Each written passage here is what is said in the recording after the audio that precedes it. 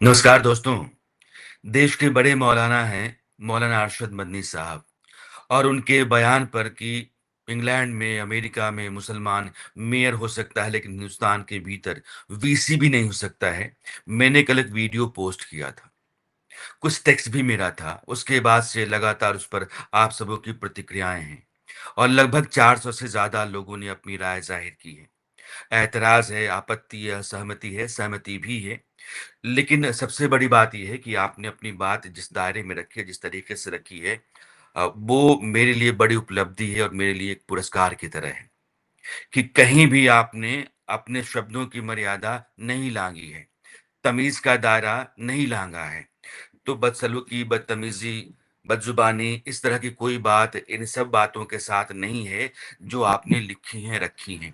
इसलिए मैं चाहता हूँ कि मैं इन सब लोगों को एक साथ जवाब तो दे नहीं सकता हूँ या एक साथ इन सबों पर अपनी राय तो ज़ाहिर नहीं कर सकता हूँ। 400 लोगों के साथ भी संभव नहीं है।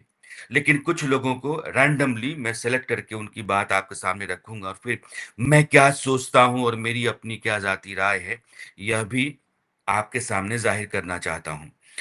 जैसे कि अब ये शादुल्ला भाई बागबान हैं, आपने जो बातें कही बिल्कुल सही है, आपसे हम सहमत हैं, लेकिन यह भी मानना पड़ेगा आपको जिस जगह पर फैसले लेने होते हैं, उन जगहों पर मुसलमानों को नहीं रखा जाता है। ये एक सवाल है, मुसलमानों को नहीं रखा जाता है, अगर मुसलमान अल्पसंख्यक है, उसको लगता है कि उसकी वहाँ मौजूदगी होनी चाहिए या उन ओहदों पर मुसलमानों को भी होना चाहिए और नहीं है, तो सवाल बनता है। 2 बातें हैं, एक जो सियासत होती है और एक जो हमारी सत्ता होती है, हुकूमत जिसको कहते हैं। सियासत और हुकूमत दोनों के 2 राह होते हैं।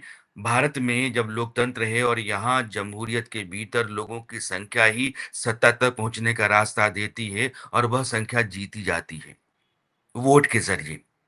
और वोट के ज़रिए जीते जाने का मतलब कि विनेबिलिटी। जो भी आदमी जीतता है उसको आप कहते हैं कि आप जाकर के चुनाव लड़िए और बीजेपी की राजनीति है वो मुसलमानों से अलग होकर के चलती है, ज़ाहिर है। जैसे बीजेपी सहित और जितने भी दल हैं वो मुसलमानों के साथ मिलकर के चलते हैं और उनके साथ चूँकि उनकी पहले एक अलग तरह की मेहरबानियाँ कहेंगे आप या उनके साथ एक सलूक ऐसा था, स्पेशल स्टेटस देता था मुसलमानों को, यह बात बीजेपी और हिंदू समाज जो बीजेपी के साथ खड़ा रहा, वो कहता रहा है।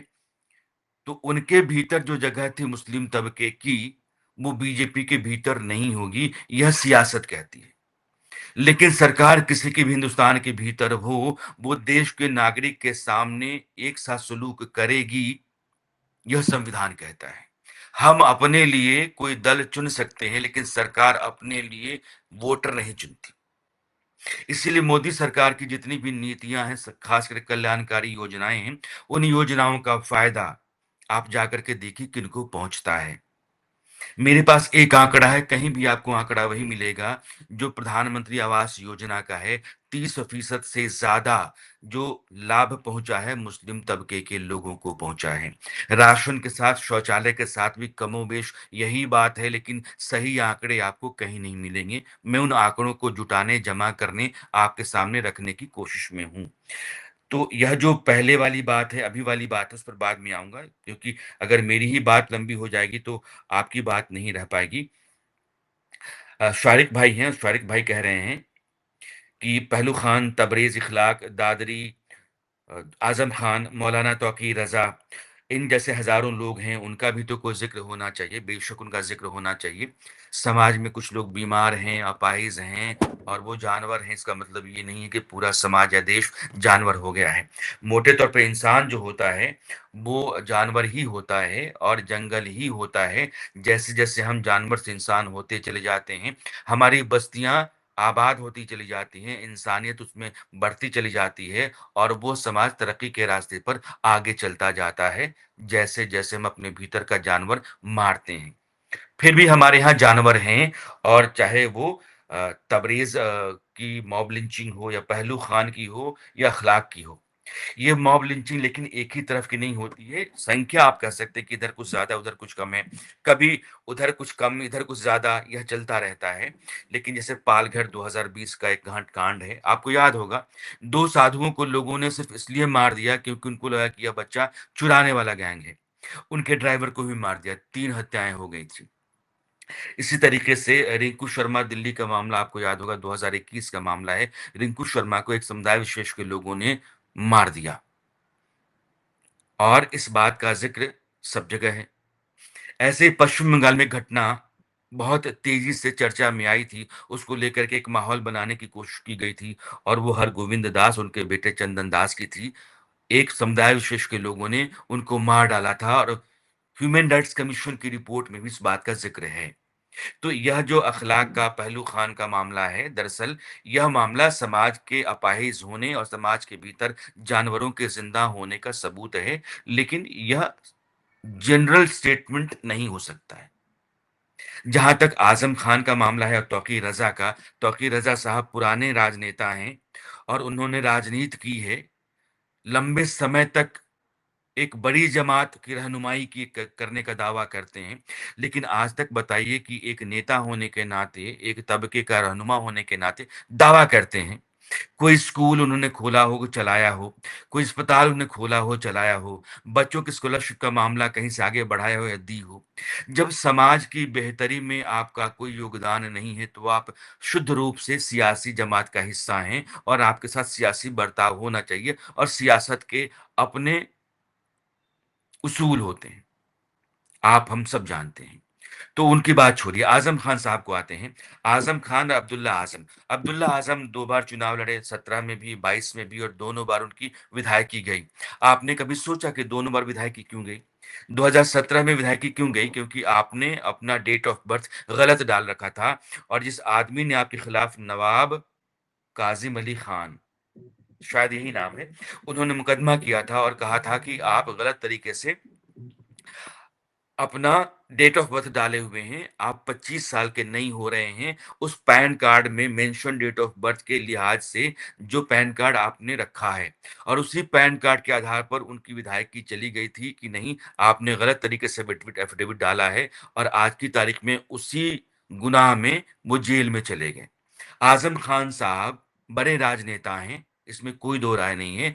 उनकी कैसी तूती बोलती रही है, यह भी हम सब जानते हैं, लेकिन आप किसी भी हैसियत में हैं, आपने अगर कानून को हाथ में नहीं लिया है, आपने कोई गुनाह नहीं किया है, तो कानून के हाथ आपके गिरेबान तक नहीं पहुँच सकते।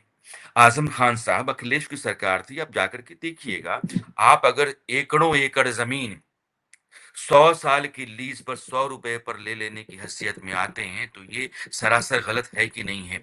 आप वहाँ जाके पूछिए कि जौहर शोध संस्थान, उसके भीतर क्या हुआ था? या 2008 का मामला होगा छजलाट, जिसमें अभी अब्दुल्ला आज़म भी हैं। छजलाट का मामला क्या है? उस समय कौन-सी सरकार थी? आज़म खान साहब की गाड़ी का काफ़िला जा रहा है, एक गाड़ी को पुलिस ने रोक करके उससे पूछा कि आपके कागज़ात कहाँ हैं? और जमात के लोग या काफ़िले के लोग पलट करके अराजक स्थितियाँ पैदा कर देते हैं, पुलिस से लोहा ले लेते हैं, कानून को ठेंगा दिखाने की कोशिश करते हैं। तो उनके खिलाफ कार्रवाई हुई, उस समय किसकी सरकार थी? बताइए? मायावती की। तो मायावती की सरकार में उनके खिलाफ मुकदमा दर्ज हुआ था, छजलैट कांड आपको याद हो तो। तो दोनों बाप-बेटों के खिलाफ जो मामले हैं, उन मामलों में क्या कोई दम नहीं है? अगर आप कहते हैं कि उसके साथ भी तो ऐसा है, उसके साथ भी तो ऐसा है, कालिक से कालिक नहीं पोती जाती है। और चूँकि हम सब चर्चा कर रहे हैं इसलिए मैं कह रहा हूँ, अगर आपने गलत किया है, गुनाह अपराध आपके ऊपर साबित होता है, तो आपको जेल खानी पड़ेगी और ऐसा हो रहा है। मैं आप लोगों की ही बात ज़्यादा पढ़ना चाहता हूँ। अयूब खान, अयूब, आपकी बात से 100% सहमत हूँ राना भाई। भारत का मुसलमान भारत के हर पायदान पर उत्कृष्ट योगदान देता रहा है, तो आज की मौजूदा सरकार में एक भी कैबिनेट मुसलमान क्यों नहीं है? क्या देश की सबसे बड़ी दूसरी आबादी को जानने का हक नहीं है कि देश में क्या हो रहा है, देशवासियों के लिए कैबिनेट में क्या कदम उठाया जा रहा है? बात सही है, कैबिनेट में कोई भी मुसलमान नहीं है, लेकिन अल्पसंख्यक नहीं, ये नहीं कह सकते हैं। जैसे रवनीत सिंह बिट्टू हैं या हरदीप सिंह पुरी हैं या किरण रिजिजू हैं या फिर रामदास अठावले हैं। किरण रिजिजू, अठावले ये दोनों बौद्ध हैं। हरदीप सिंह पुरी और अवनीत सिंह बिट्टू ये दोनों सिख हैं। यह बात भी ज़ेरे बहस होनी चाहिए या हमारी सोच समझ के दायरे में आनी चाहिए कि देश के बाकी अल्पसंख्यक तबके को कोई तकलीफ नहीं है, कोई दिक्कत नहीं है, उसको कोई खतरा महसूस नहीं होता है। वो हर जवाबदेह ज़िम्मेदार ओहदे पर बैठा हुआ आपको नज़र आता है। मुसलमान ही क्यों रोता है? मुसलमानों का तबका ही क्यों अपने आप को परेशान मानता है या उसकी हालत संकट में है, ऐसा क्यों उसको लगता है?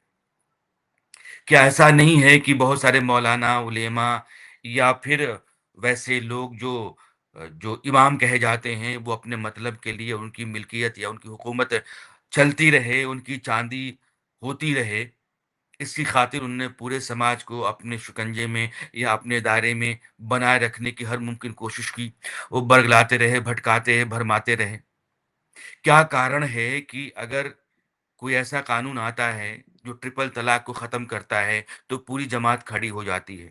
क्या कारण है कि शाहबानों का मामला इस देश में संसद के जरिए पलट दिया गया। एक महिला के पास क्या अब भरण पोषण का अधिकार नहीं है? अपने बच्चों के साथ वो अपने शौहर जो कि वो तलाकशुदा है अब, उसके पैसे दिए हुए पैसे से जीने का अधिकार नहीं है? क्या वक़्फ़ की संपत्ति कुछ लोगों की निजी मिल्कियत या जायदाद के तौर पर देश में इस्तेमाल नहीं होती रही है? क्या वक़्फ़ के लिए नए कानून बना कर के मुसलमानों के एक बेहतर तबके की बेहतरी की खातिर, बड़े तबके की बेहतरी की खातिर अगर कोई बंदोबस्त किया जाता है तो उसके खिलाफ आवाज़ बुलंद होती है, क्यों होती है? आपने कभी सोचा है क्या? मदरसों के भीतर सिलेबस में बदलाव करके वहाँ साइंस, एजुकेशन, टेक्नोलॉजी और मॉडर्न जो अभी इन्वेंशंस हैं, उनसे बच्चों को वाकिफ़ कराने का बंदोबस्त या उस तरह की कोई व्यवस्था की जाती है, तो उस पर यह एतराज़ यह कह कह कर किया जाता है कि यह तो हमारे पढ़ने-लिखने के सिस्टम के भीतर दखल-अंदाज़ी है। क्यों है ऐसा? तो इन सवालों पर हम लोगों को सोचना चाहिए। आपकी सच्चाई बहुत अच्छी है मगर वक़्त और उसे वक़्त के हालात को देखिए। आज के दौर में ये मोहम्मद ज़ियाउल्लाह साहब हैं। आज के दौर में क्या हकीकत है, सामाजिक, सियासी, फ़िल्मी दर्शकों पर सरकार उनके ख़ैरख़ानों की इजाज़त से सुनियोजित तरीके से हमले शुरू हो चुके हैं वग़ैरह-वग़ैरह। ज़ाकिर हुसैन, शादुल्लाह भाई बागवान, मंसूर अहमद, अकरम आलम, मदनी साहब ने कहा कि अगर कोई वाइस चांसलर बन भी जाता है तो आज़म खान की तरह जेल में डाल दिया जाता है। नहीं है, आप वाइस चांसलर आज की तारीख में जितने सेंट्रल सिटीज़ हैं, मुझे तो सारे आंकड़े नहीं पता हैं। मैंने सोचा कि 400 लोग आप हैं तो ज़ाहिर तौर पर आपकी अपनी राय है, आप मुझसे इतना जुड़ाव लगाव रखते हैं, एक दायरे में अपनी बात कह रहे हैं, ऐतराज़, आपत्ति जता रहे हैं, लेकिन आप हमेशा वो लक्ष्मण रेखा जो मर्यादा की होती है, उसका ख़्याल रखते हुए तो हमको अपनी बात रखनी चाहिए। आपसे एक सिलसिला शुरू करना चाहिए। सेंट्रल सिटीज़ 4 हैं, जामिया में कौन है वाइस चांसलर? एएमयू में कौन है? श्रीनगर में कौन है? 4 वीसी हैं आज की तारीख में सेंट्रल सिटीज़ में जो मुसलमान हैं। इस देश में मैंने पहले भी कहा 3 राष्ट्रपति 15 में से रहे हैं जो मुसलमान थे, 4 चीफ जस्टिस देश के हैं जो मुसलमान थे। आज भी कई ओहदों पर लोग बैठे हुए हैं, हमें आपको जानकारी नहीं है। सरकार की योजनाओं का फ़ायदा मुस्लिम तबके को जिस तरीके से मिल रहा है, आंकड़े नहीं हैं। मैं आंकड़े आपके सामने लेकर के आऊँगा। लेकिन आज हामिद अंसारी को टारगेट किया जाता है, जिहादी बोला जाता है, बहुत लोग उन्हें राष्ट्रपति बनाए जाने का उपराष्ट्रपति बनाए जाने का मलाल रखते होंगे, आपने राष्ट्रपति लिखा है, ऐसा नहीं है। लेकिन अगर आप कुछ ऐसा करते हैं जो मुल्क की अ, की के हित के खिलाफ जाता है या आपकी अपनी राय कोई ऐसी होती है जो देश के भीतर एक अलग तरह का माहौल पैदा करती है, तो आपने जिस ओहदे को सँभाला है, उसके साथ आपको जोड़ करके कुछ सवाल बनते हैं और वही सवाल किए जाते हैं। हामिद अंसारी साहब को लेकर के मुझे कोई दिक्कत कभी नहीं रही है। पढ़े-लिखे और ज़हीन इंसान हैं, इसमें कोई दो राय नहीं है। मामले को मोहम्मद अकरम मामले मामले को तूल देकर के तिल का ताड़ बना रहे हैं। 2014 के बाद मुस्लिम समाज के लिए नफ़रत बढ़ा है। मुझे लगता है कि हमको एक बार देखना चाहिए कि हालात हमारे कैसे हैं, नफ़रत बढ़ी है क्या या कुछ ऐसा है जो हम समझ नहीं पा रहे हैं। मैं फिर से कहता हूँ कि सियासत को, हुकूमत को, दोनों को दो नज़रिए से देखिए। अल्लामा इक़बाल ने कहा था कि जमहूरियत व तर्ज़ हुकूमत है जिसमें बंदों को गिना करते हैं, तौला नहीं करते हैं। जीतने के लिए आँकड़ा चाहिए, आँकड़ा यानी कि जीत के लिए आंकड़ा सत्ता की खातिर चाहिए और उसका अपना एक रिवाज है। उससे अलग होकर के आप यह देखिए कि हमारे देश में 2014 से पहले कितने दंगे हैं। 2014 मतलब मैं तो आपको 82 से ही लेकर के आता हूँ। मेरठ का दंगा हुआ, भिवंडी का दंगा हुआ, हैदराबाद का दंगा हुआ, भागलपुर का दंगा हुआ, कश्मीर का दंगा हुआ, 84 का दंगा हुआ, कानपुर का दंगा 90 का हुआ, बहुत सारे दंगे हैं। लेकिन 2014 के बाद देश में दंगे नहीं हुए हैं, क्या यह बहुत बड़ी कामयाबी नहीं है? हमको आपको क्या चाहिए सबसे पहले? यही कि हम अपने घर के भीतर सुरक्षित रहें, हम बाहर जाएँ, मेरे घर के बच्चे, परिवार के बुजुर्ग या महिलाएँ जाएँ, वो सुरक्षित लौट आएँ। पहली, हमको रोज़ी-रोटी यानी कि हमको जीने की जो बुनियादी ज़रूरत या सहूलियत होती है, वो नसीब हो। जिन तबकों में, जिन हिस्सों में लोगों के पास 2 जून की रोटी नहीं मयस्सर है, उन लोगों तक मैं पहुँचता हूँ। मैं दूर-दराज़ के इलाकों में गया हूँ, वहाँ भी गया हूँ, जहाँ 1 जून की रोटी है, लेकिन कल सुबह क्या होगा, नहीं पता है या सुबह की भात भात जो है, वो बन रहा है, लेकिन शाम की रोटी का क्या होगा, नहीं पता है। वहाँ अगर सरकार राशन भेज रही है, उनके जीने का बंदोबस्त कर रही है, वहाँ घर बन रहे हैं, शौचालय बन रहे हैं, वो अपने बच्चों के लिए अब जो कमाई का हिस्सा है, खर्च कर रहे हैं, तो बेहतर ज़िंदगी की तरफ बढ़ते हुए लोग आपको ठीक लगने चाहिए और वो सब तबके के हैं। मैंने कहा कि आप और हम अपनी पसंद के दल चुन सकते हैं, लेकिन सरकारें अपनी पसंद का वोट नहीं चुन सकती हैं। संविधान यही कहता है, देश के भीतर यही नियम-कायदा चलता है। इसलिए मैं कह रहा हूँ कि सुरक्षित रहना और कम से कम जीने के लिए सम्मानजनक हालात में ज़रूरी चीज़ों का होना आवश्यक है। इस देश में आतंकवादी हमले उस तरीके से क्यों नहीं होते हैं, जिस तरीके से 2014 से पहले होते रहे। 2014 के बाद पहली बार दिल्ली में ब्लास्ट हुआ। जम्मू-कश्मीर को मैं छोड़ दूँ तो पूरे समूचे देश के भीतर पता नहीं कितनी जानें चली गई होती 10-12 वर्षों के दरमियान। अगर दूसरी सरकारें होती तो। मैं सरकार की पैरोकारी नहीं कर रहा हूँ, लेकिन आज और पहले का मसला आया हुआ है और दोनों की तुलना हो रही है, तो हम भारतवासी, हिंदुस्तान के नागरिक के तौर पर अपने जीने की जो स्थितियाँ हैं, उन स्थितियों को मैं तुलनात्मक तरीके से आपके सामने रख रहा हूँ और कुछ नहीं कर रहा हूँ। इस पर भी आपको सोचना चाहिए। बाकी चूँकि 400 है, तो मैं सबको तो नहीं पढ़ पाऊँगा, लेकिन नाजिश मलिक, नदीम सैफ़ी, सरफ़राज़ खान, सैम शेख, तलहा राशिद, विंडरोज़, इरफ़ान अहमद, मोहम्मद अख़लाक़, एहसान राना, खुशनुद फरीदी, आमिर इकबाल। आप कह रहे हैं कि लगता है कि आप पढ़ लिख कर कुछ ज़्यादा ही ज्ञानी अक्लमंद हो गए हैं। मौलाना साहब का तज़किरा हालात हाज़िरा पर है। 2014 से पहले मुसलमानों में एक बड़ी हिस्सेदारी रही है मुसलमानों की हिंदुस्तान में, लेकिन फिर नफ़रत का बीज बोकर देश की आज़ादी के गद्दार को अपना आदर्श समझने वाले वगैरह-वगैरह। यह मैं यही कह रहा हूँ कि जब तक हम अपनी जमात से बाहर नहीं आएँगे, हम यह नहीं सोचेंगे कि हिंदू, सिख, ईसाई, बौद्ध, जैन, पारसी इन सब लोगों को हिंदुस्तान के भीतर क्यों दिक्कत नहीं है? इनको वो खतरा नज़र क्यों नहीं आता जो मुसलमान को आता है? कैसे लगता है कि मुसलमान दोयम दर्जे का नागरिक है, इन लोगों को क्यों नहीं लगता है? ये हालात क्यों हैं और किन कारणों से है, इस पर सोचना बहुत ज़रूरी है। कोई मौलाना हो, कोई उलेमा हो, कोई ऐसा जो इस्लाम का बहुत बड़ा पैरोकार है, लेकिन वो चाहता है कि उसके हाथ में चाहे वो हुक्मरान है या सियासतदान है, कोई तो है जो हमको, हमारे दिमाग को, हमारी ज़हनियत को, हमारी सोच को अपने दायरे में, अपने शिकंजे में, अपने कब्ज़े में रखना चाहता है।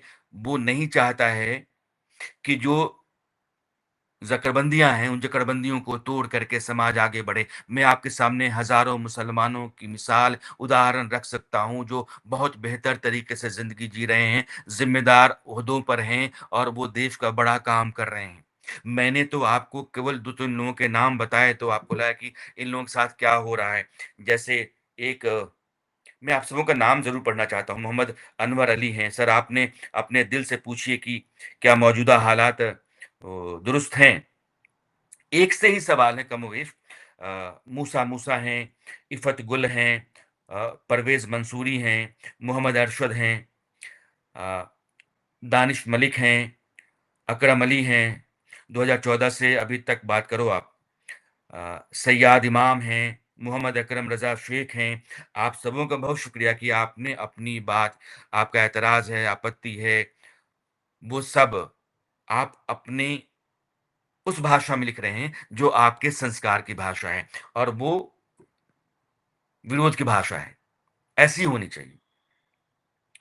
आप कुछ भी कहने को आज़ाद हैं, लेकिन दायरे में, और आप दायरे में ही चल रहे हैं। मोहम्मद महफूज़ आलम, हिंदुत्व एक्सट्रीमिस्ट मुस्लिम को आसानी से पढ़ने भी देगा। जिस तरह से मुस्लिम स्टूडेंट्स को हर जगह टारगेट किया जा रहा है, मैं भाई कुछ चीज़ें कहूँगा। वो हिंदू है, मुसलमान है, सिख है, ईसाई है, लेकिन बच्चों की बेहतरी अच्छी स्कूलिंग से, अच्छी शिक्षा से होती है, और जहाँ कहीं मुझे लगता है कि यार ये तो एकदम दिमागी तौर पर पैदल लोग हैं, वहाँ मैं ऐतराज़ करता हूँ। इसलिए स्कूली शिक्षा बहुत ज़रूरी है। हम मदरसों में बच्चों को भेजें, कोई दिक्कत मुझे नहीं है, लेकिन साइंस, टेक्नोलॉजी, कंप्यूटर, एडवांस जो साइंस है, उससे उनको जोड़ते क्यों नहीं? हम सिलेबस में चेंज क्यों नहीं करते हैं? हमारे पास वैसे टीचर्स क्यों नहीं आते हैं? हमको दरअसल इस पूरे एजुकेशन सिस्टम को बदलना ही पड़ेगा। इस देश में एक एजुकेशन सिस्टम सबके लिए होना चाहिए। एक पढ़ाई का बंदोबस्त सबके लिए होना चाहिए। जैसे हम सब कानून के सामने बराबर अधिकार वाले नागरिक हैं, वैसे ही सबके लिए शिक्षा का समान अधिकार और एक तरह की शिक्षा होनी चाहिए। इस तरफ देश को आगे जाना चाहिए। हम इस पर लड़ाई नहीं करते हैं। हम लड़ाई इस पर करते हैं कि मेरे मदरसे में क्यों घुस गए? मेरे मकतब में क्यों घुस गए? मेरे सिलेबस में क्यों आ गए? बेहतरी के लिए आइए। मैंने कहा ना कि वक्फ बोर्ड और वक्फ के कानून को बदलने के पीछे एक बड़े तबके की बेहतरी है। मैं 100 दफ़ा आपको 100 मिसाल दे सकता हूँ और उसके लिए कई तरह की दलीलें छोड़िए, सबूत ला के रख सकता हूँ।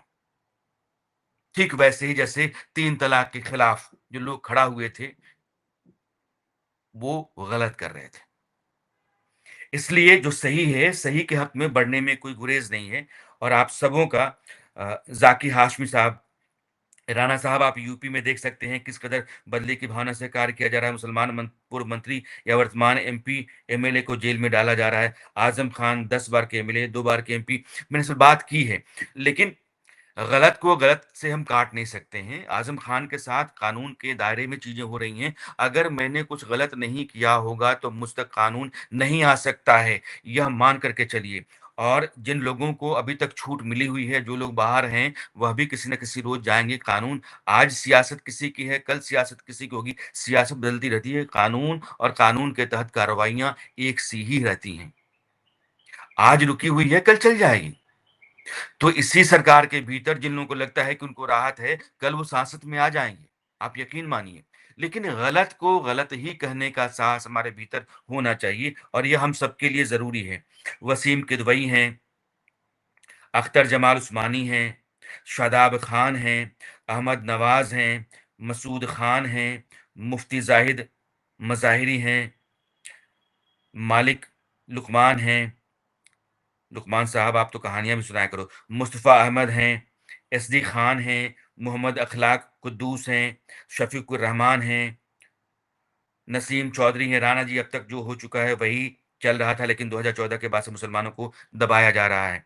अ, इस पर हम लोग चर्चा कर सकते हैं। मुझे लगता है कि मुझे आपके पास आंकड़ों के साथ आना चाहिए कि किन जगहों पर कितने मुसलमान, किन तरह की योजनाओं का फ़ायदा मुसलमानों को मिलता रहा है, और मुसलमान तबके को ही क्यों दिक्कत है। मैं आपसे ज़रूर चाहूँगा कि इस पर विचार करना।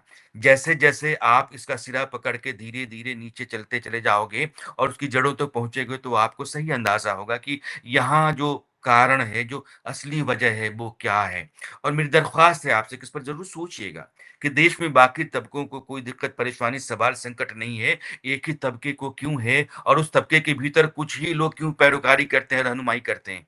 वही सब कुछ है, मालिक मुख्तार हैं, और वो जैसा कहते हैं वैसा पूरा तबका जो है, या पूरी जमात कहने लगती है। जैसे अरशद मदनी साहब। अरशद मदनी साहब एक एक हिस्से को देखते हैं, दूसरे हिस्से को दूसरा देखता है, तीसरे से कोई तीसरा देखता है, लेकिन 10 लोगों को हिंदुस्तान के भीतर मिला लीजिए तो 10 लोगों को, ये 24 करोड़ लोग जो हैं, वो उनके तहत हैं। बहुत बड़ा देश है। 24 करोड़ की आबादी हिंदुस्तान में सिर्फ मुसलमानों की है। अगर मैं इंडोनेशिया को छोड़ दूँ तो ना पाकिस्तान बड़ा है, ना बांग्लादेश बड़ा है, ना दुनिया का कोई तीसरा देश बड़ा है। आबादी के लिहाज से हिंदुस्तान दुनिया का दूसरा सबसे बड़ा मुस्लिम देश मान सकते हैं आप। और यही मुसलमान अपने आप को खतरे में महसूस करता है। यह सवाल मुसलमानों के सामने बहुत बड़ा है और आज और कल के बीच में जो अंतर है, उस अंतर को कुछ और बातों के ज़रिए भी देखा जाना चाहिए। 2006 में सच्चर कमेटी की रिपोर्ट आती है। सच्चर कमेटी की रिपोर्ट कब आई? मनमोहन सिंह सरकार के दौरान। उसी सरकार ने कमेटी बिठाई थी। कमेटी क्या कहती है कि देश में मुसलमानों की हालत एससी और एसटी से भी खराब है। एससी, एसटी से हालत खराब होने के बावजूद मुसलमानों की बेहतरी के लिए, उनके हालात में और बेहतरी आ सके उसकी खातिर सरकारी स्तर पर क्या किया गया, नीतियों में क्या बदलाव आया, कितने तरह की योजनाएँ तैयार हुईं? सवाल तो है ना? या फिर उसका इंतज़ार किया जाता रहा कि एक सरकार आएगी 10 साल, 12 साल, 14 साल बाद वो देखेगी। क्या हुआ? और मुसलमानों की पैरोकारी करने वाली पार्टियाँ जो पहले थीं, मैं अब भी कहता हूँ मुझे आप मुक्त करिएगा किसी तरह की सियासत या किसी मज़हब की आड़ में सियासी जमात को फ़ायदा पहुँचाने या उसकी वकालत करने से। ऐसा नहीं है। लेकिन मैं जानना चाहता हूँ कि जिन दलों ने मुसलमानों को अपना माना, उनकी पैरोकारी या उनकी हिमायत की, उन दलों ने मुसलमानों की बेहतरी के लिए क्या किया? उनका कल्याण हुआ क्या? सिर्फ़ अल्पसंख्यक आयोग बना देंगे तो हो जाएगा? या वक्फ बोर्ड के भीतर आप दखलंदाजी बंद कर देंगे तो हो जाएगा? या 3 तलाक को आप संसद में कानून बना करके रद्द कर देंगे तो हो जाएगा? अगर हो गया होता तो? या फिर एक महिला जो अपने लिए रख-रखाव का पैसा माँग रही है, उस सुप्रीम कोर्ट के फैसले को आप बदल करके और सभी उलेमाओं, मौलानाओं को खुश कर देंगे, तो हो जाएगा क्या? इस तरह से मैं कह रहा हूँ ना कि कुछ जमातों को अपने साथ जोड़ करके, उनके मन की करके आपने पूरे मुस्लिम समाज का बेड़ा गर्क किया है, यही बड़ा सच है। और आज 2014 के बाद मैं मानता हूँ कि बीजेपी की राजनीति से मुसलमान बाहर है, क्योंकि उसकी अपनी राजनीति है।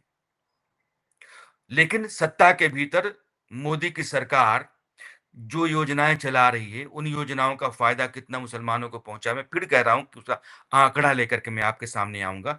हम लोग को चर्चा करनी चाहिए। इस तरह की बहस, इस तरह की चर्चाएँ, इस तरह का विमर्श या विरोध भी हो सकता है क्योंकि हम मर्यादा के दायरे में अपनी बात रख रहे हैं। हम अपने आँकड़े, अपने तर्क, अपनी दलील, अपना पक्ष रख रहे हैं, आप अपना रख रहे हैं और एक लगातार सिलसिला सा चलता हुआ हमको दिख रहा है।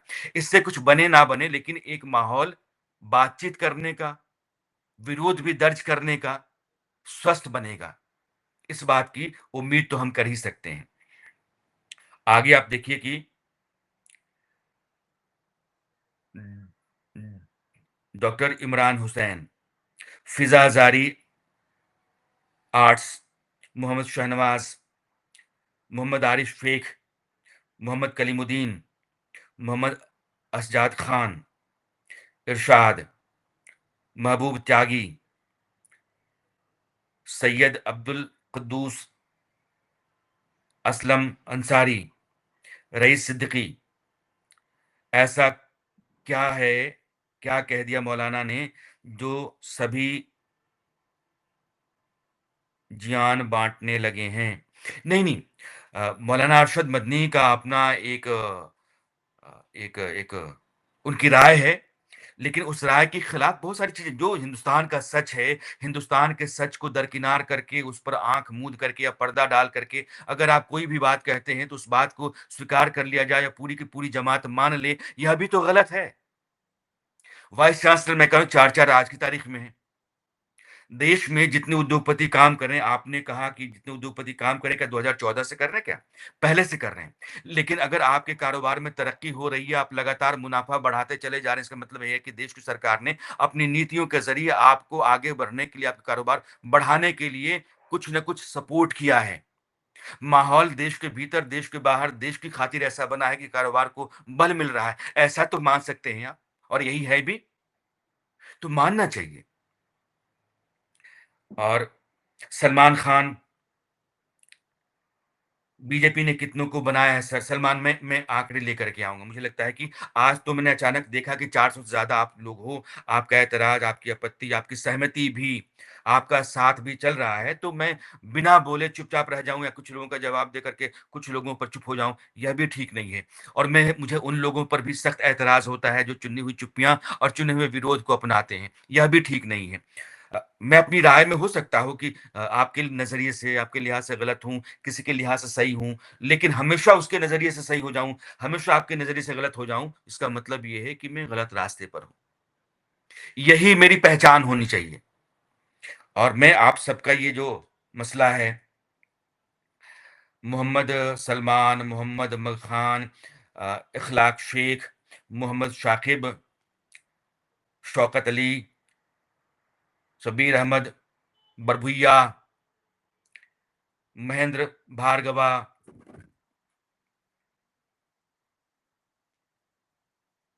दीपक कश्यप दीपक आपका मैं पढ़ता हूँ, हालाँकि मैं आपको जब समझदार लोग समाजों को गुमराह करेंगे तो युवा रोज़गार और काबिल होने के बावजूद डॉक्टर शाहीन और डॉक्टर परवेज़ को भटका ही समझेंगे। ये इस तरह की राय होती है, इस तरह की राय पर भी चर्चा होनी चाहिए। मुस्तकीम आलम, इतना ज्ञान कहाँ से आता है आप लोगों को? सच कहना गुनाह किया है, उन्होंने क्या गलत कहा है?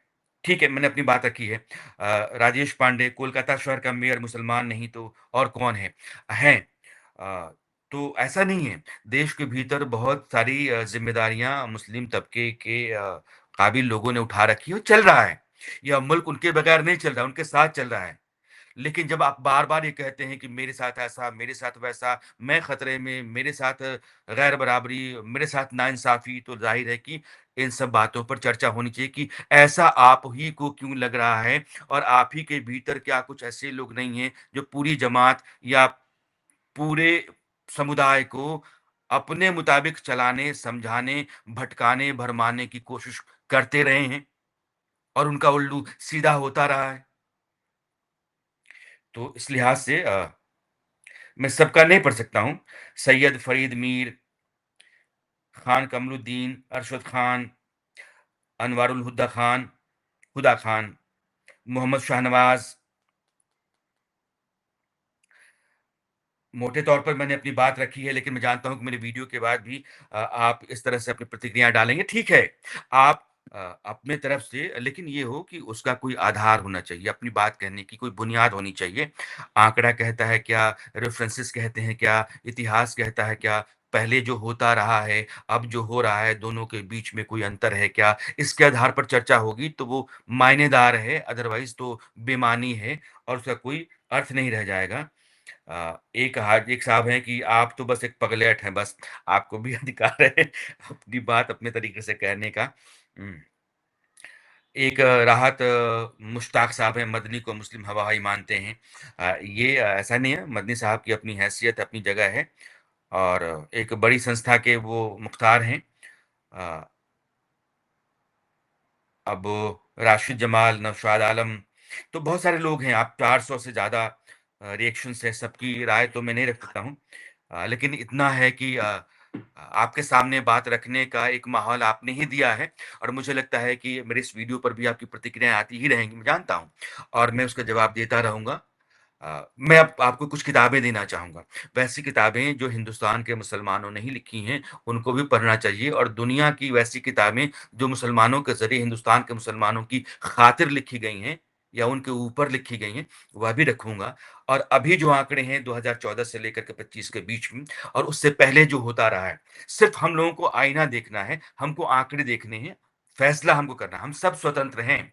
अगर मेरे ही खाँचे का दिमाग आपके पास हो जाएगा तो ये भीड़ चाल है, भीड़ चाल, भेड़ चाल की तरह होती है, ऐसा नहीं कह रहा हूँ। लेकिन वाजिब तरीके से हमको राय बनानी चाहिए, सही आधार होना चाहिए और बेवजह सुनी-सुनाई बातों पर और जो हवा चल रही है, हवा के साथ-साथ हम भी हो लिए हैं और हम भी वैसा ही कह रहे हैं, तो हवा के साथ-साथ चलने की कोई ज़रूरत नहीं है। ज़मीन पर चलना बहुत आवश्यक होता है और हम सब इस लायक हैं कि हम ज़मीन पर चल सकें। फिलहाल मैं आपसे विदा लेता हूँ, लेकिन इस वीडियो पर जो भी आपकी प्रतिक्रिया आएगी, मैं फिर से एक वीडियो लेकर के आऊँगा। तब तक के लिए मैं आपसे विदा चाहता हूँ। नमस्कार।